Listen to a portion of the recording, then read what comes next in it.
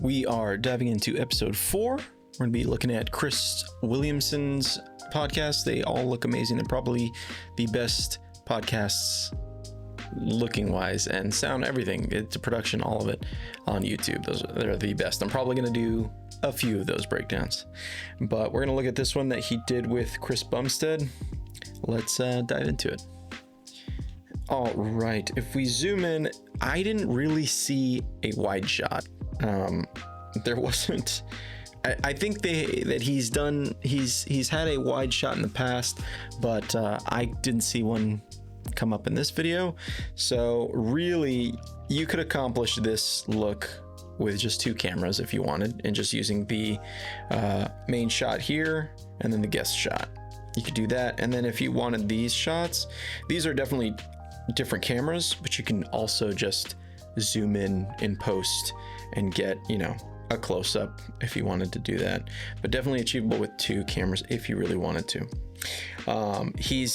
I think this is pretty cool because the lighting is on the behind them, so we get shadow side towards the camera, which is boom, we get that Rembrandt triangle on his side, and we get the Rembrandt triangle, boom boom boom.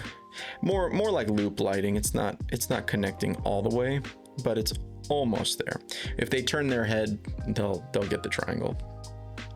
It looks like there is a little bit of hair light. Yeah, actually that's the main light. Yeah, it's barely, you can see this dark shirt has these little highlights, and same thing on his shirt. I think not as much as Chris Williamson, but yeah, just a nice huge light source. I bet they both have their own light source, and it looks like a long table. I'm gonna have to kind of recreate and see what I think it looks like in the wide, but there is no wide lens, so it's the 2 angled shots and then the 2 close-up shots, and then we have this one bonus shot here that I think I saw it in a few other ones, and I think for sure the Hormozy one had it as well, just this super profile shot. So I'll put a camera up to kind of see how that would look too. But yeah, this space looks moderately big, and yeah, we got the SM7Bs classic. Yeah, let's jump into the design and go from there.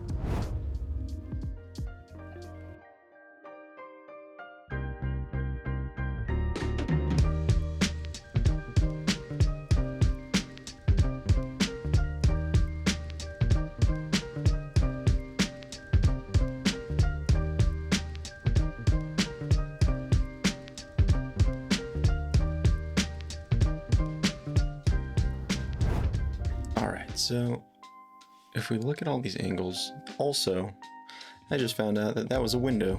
I was trying to make a light work, and no, it's just a window. So I just put something there just to kind of show that it's just a window. Anyway, let's start looking at these shots. So what I've seen in a few BTS things, he uses these huge lights and then a diffusing material that kind of just droops over. It's actually pretty genius, and it gives you such a nice soft light. It looks really good. Let's go up to this close-up. Yeah, and then this shot. There we go. Once it kicks in, we have a nice shadow, but all of the shadows are so soft, going from where the light is on his face into the shadow. It looks so nice.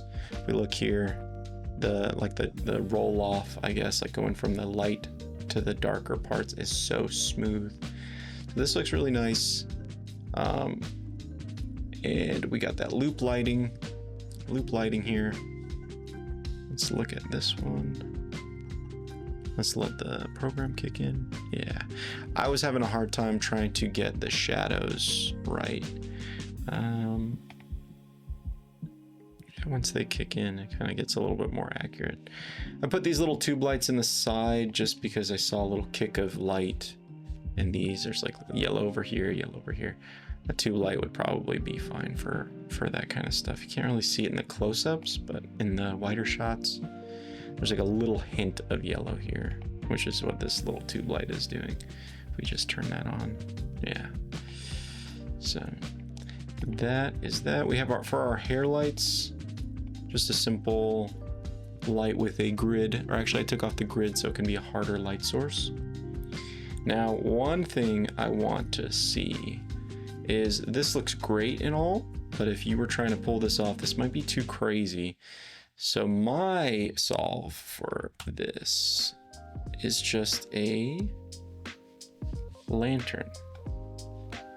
So let's just give him a lantern, get rid of the stand because it'll be hanging, and let's make it higher.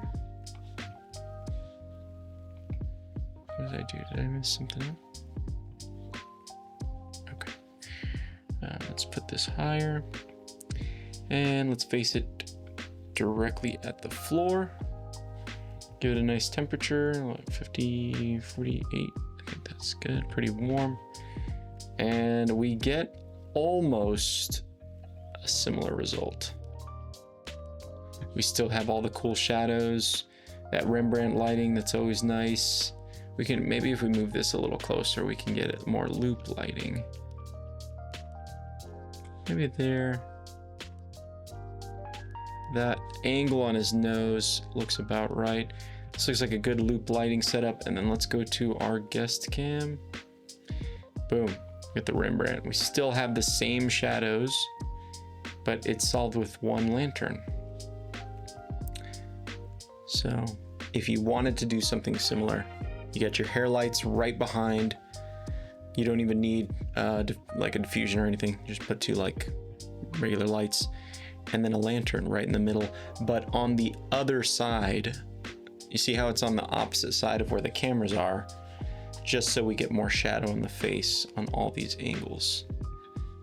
But yeah, the Chris Williamson Podcast are so good. But yeah, these are all the angles. I think we're using full frame. We're definitely shooting at 2.41, kind of like Peter McKinnon does that too. It's a little more cinematic, and we have all the shadows, more cinematic. And then yeah, this is that one shot that goes into the window that I didn't know was a window. I was trying to fit a light. I said, what is that light doing there? And it's just a window. Yeah, yeah, great looking shots.